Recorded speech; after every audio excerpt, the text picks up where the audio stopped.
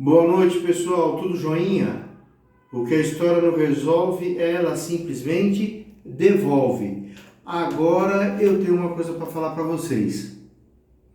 A coisa tá pegando, hein? É idade contemporânea. É idade do concurso público, é idade para Enem e são temas que são comentados direta ou indiretamente nas provas do Enem, tá bom? Enem. Agora é o seguinte, hein? Tem uma coisa para falar para vocês também. Deu um reflexo aqui, pensei que era bicho, era borracha. Tem uma coisa que eu quero falar para vocês também, hein? Eu também já era desde a aula passada, hein? Também virei aluno junto com vocês, viu? Virei aluno, porque eu vou prestar Enem também. Tá? Vamos ver o que vai dar. Vou prestar o Enem. Tá? Quem sabe a gente se encontra aí nas escolas da vida aí, porque vamos fazer bonito, eu tenho certeza. Em história, eu garanto que vocês vão fazer bonito. Então vamos lá, pessoal, vamos falar da história contemporânea.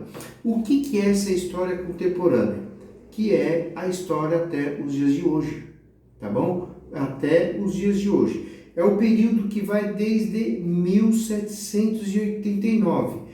1789, tá bom? Não vão confundir com 1889, que é o ano da escravidão, hein? É 1789, tá bom? Não vão confundir, beleza? Tudo bem? Então, o que acontece? A idade contemporânea, o que ela tem? Ela tem início nesse século XVIII, hein? Século XVIII. 17, depois de 1701 já é 18, tá? Não se esqueça disso. Então, o século XVIII vai até quando? 31 de dezembro de 1900.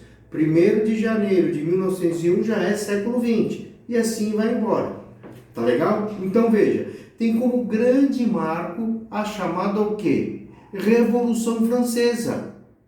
Foi o marco que definiu o começo dessa era. Tá? Essa era, a era chamada contemporânea. Não é nova era não, hein? Não vão confundir com nova era, por favor. É era contemporânea. Lembra que eu falei para vocês desde a idade antiga? Toda a idade, né? Ela tem um início, tem um fim. Geralmente o fim é o primeiro dia da nova era. Tudo bem? Da nova idade. Antiga, medieval, moderna e também contemporânea. Veja, muitos historiadores, isso eu já falei em sala de aula, hein? Muitos historiadores discutem o fim dessa era. No entanto, ainda fazemos parte da idade contemporânea, ou como muitos preferem, da pós-modernidade. Lembra que eu falei há uns tempos atrás nas minhas aulas, seja de filosofia do direito, seja história do direito e também para os amigos do ensino médio, o quê? Muita gente fala que a idade contemporânea ainda é chamada de idade contemporânea, pós-contemporânea. Uns ainda dizem que a Revolução Francesa pode ser chamada o quê? Até de neocontemporânea, mas descartamos isso daí, xizinho, tá? Então, se alguém perguntar para vocês, é a idade contemporânea, não tem neocontemporânea e não tem pós-contemporânea, tá? Não, por favor, não vão confundir lá com o paleolítico, o neolítico, que tem aquelas subdivisões dentro da mesma idade. Lembra? Pedra nova, pedra lascada, que muito nós aprendemos. Então vamos lá. Nós sabemos que a idade contemporânea ela é revestida de grandes acontecimentos. São acontecimentos históricos, porém vão interferir na arte, na filosofia, na sociologia, dando aqui dentro da sociologia o que? Um espaçozinho para a chamada antropologia. Não se esqueça, Tá bom? Não se esqueça disso. Sociedade. O que é sociologia? O estudo da sociedade. Antropologia. Estudo do homem. Tá bom? E quando se fala da antropologia, aí você vai falar da antropologia social, da antropologia filosófica, da antropologia teológica, até mesmo da antropologia forense, no qual também já ministrei aula na Universidade de Guarulhos. Tá bom? Só que a disciplina em si era chamada o quê? De antropologia. Então, a primeira parte eu falava da antropologia e suas ramificações, terminava com antropologia forense e depois dedicava o final do semestre para antropologia forense, porque é justamente que interessa ao acadêmico de ciências jurídicas e sociais, que nós conhecemos popularmente como Faculdade de Direito. Faculdade de Direito é um nome popular, tá? Porque o nome oficial é o que? Ciências Jurídicas e Sociais, tá? Ó a pegadinha aí, hein? Tudo bem. O que aconteceu, Paulo, no mundo? Tá? O que aconteceu no mundo, Paulo? Aconteceu ela. Quando eu falo ela, não adianta, meu. Ela é o amor da vida de todo historiador, tá? Na Idade Média, quem que é ela? O amor da vida do historiador. A Revolução Industrial. Na idade contemporânea, ela é o princípio, ela é o alicerce, a Revolução Francesa, entendeu? Eu até brinco com meus alunos. A Idade Média começa com quem? Com um casal. Ela, a Revolução Francesa, e ele com todo o charme dele, quem? O Iluminismo. Iluminismo, luz, lembra da lâmpada? Tudo bem? Depois vem a Era Napoleônica, tá bom? É um pega para capar. É Napoleão que uma hora está a favor da igreja, é uma hora Napoleão que está contra a igreja. Depois nós entramos no nacionalismo, no neocolonialismo. A expansão e desenvolvimento de quem? Dos próprios Estados Unidos, tá? O desenvolvimento dos Estados Unidos. Depois, quem que vem de volta aí? Vem o que? A chamada Revolução Industrial, tá? Aí vem as independências. Depois temos como grande marco dentro da arte os chamados movimentos vanguardistas. Olha o pessoal do segundo do ensino médio aí, hein? Olha lá, ó. Cubismo, dadaísmo, surrealismo, futurismo e expressionismo. Não podemos esquecer disso daí. Tá legal? Depois vem a grande crise de 1929. Vocês querem ouvir falar da crise de 1929? Vocês vão dar risada. É quando aquela senhora, se eu não me engano, aquela senhora velhinha que aparece no filme do Titanic, que ela narra a história do Titanic, e perguntou para ela, mas aquele moço que foi seu namorado, quando ele morreu? Ela fala, ele se suicidou na grande crise de 1929. O filme fala essa frase. Tá vendo? Aqui, ó, olha, estamos aprendendo aí com o Titanic. Por favor, não vamos inventar de ir lá fazer a cena do Titanic, hein? Outra coisa, a crise de 29 também é conhecida, na verdade, como a quebra, né, da Bolsa de Nova York, tá?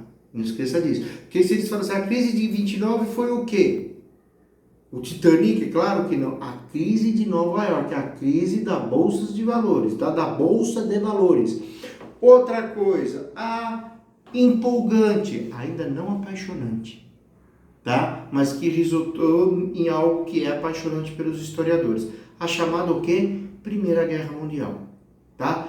E nesse intervalo, o que acontece? O mundo se divide bem no fim da Primeira Guerra, por causa do quê? Da chamada Revolução Russa, né? Cai o czarismo, entra Lenin, entra Trotsky, entra Stalin e o comunismo toma rumo na vida da sociedade, em especial a sociedade do chamado leste europeu, né? Isso só vai ter um rompimento sereno a partir da chamada perestroika, que começa com Mikhail Gorbachev e tem todo o apoio da Igreja Católica através da pessoa de João Paulo II, Papa, e do grande secretário de Estado chamado Agostino Casaroli. Olha que interessante. E depois, é claro, Revolução Russa, ela abre espaço para quê? Para os chamados futuros movimentos totalitários. Aí começa a vir o nazismo, o fascismo, o stalinismo, franquismo, né? O General Franco ainda eu posso falar um pouquinho com propriedade, porque os primos do meu avô, que ficaram na Espanha, não vieram para o Brasil, serviram a ditadura do General Franco, né? E também Salazar, né? Que foi um dos que mais tempo no poder ficou. Salazar, que representa todo o país de Portugal, sendo mais tarde substituído por Caetano. É interessantíssimo. Vocês vão ficar mais empolgados do que eu. E depois vem a questão da ONU, das Organizações Unidas, justamente ela surge, né, para se tornar um ponto de partida pelo ocorrido, que é a Segunda Grande Guerra Mundial, e depois a ONU ajuda a promover a Declaração Universal dos Direitos Humanos no ano de 1948, e depois começa a vir o quê? A chamada Guerra Fria. O que é essa Guerra Fria aí? Está gelada? Em partes. Uma guerra que perdurou por 46 anos. Tá? Perdurou por 46 anos. A briga entre quem? Estados Unidos e União Soviética. Os Estados Unidos que se uniram com a União Soviética para derrubar Hitler. Depois se separam por inteiro e de uma forma muito agressiva. Tanto que isso resultou no quê? Em Jogos Olímpicos dos Estados Unidos, quando foi nos Estados Unidos, a Rússia não foi. A Rússia acabou fazendo seus próprios Jogos Olímpicos. O próprio ator Sylvester Stallone, no filme Rocky 4, faz um paralelo entre os Estados Unidos e a União Soviética. Vocês podem pegar o finzinho do filme e preste atenção no comentário do Sylvester Stallone. Foi um filme por excelência, tirando o lado do drama, da emoção, do esporte, um filme por excelência político. Só não viu, tanto que o filme começa com 2 luvas de boxe, uma com a bandeira da União Soviética e outra com os Estados Unidos, tá bom? E depois a gente vai entrar em quê? Vamos entrar na questão da Guerra da Coreia, a corrida espacial, a Grande Guerra do Vietnã, tá bom? A Guerra do Vietnã. E depois a gente vai pegar toda a expansão da globalização. Tô falando da idade contemporânea só internacional. Semana que vem eu vou explicar a idade contemporânea do Brasil, tá bom? A idade contemporânea no Brasil, eu vou fazer questão de explicar para você. Professor, quando começa a idade contemporânea no Brasil? Segunda-feira que vem, junto comigo. Por quê? O que a história não resolve, ela devolve. E outra coisa, hein?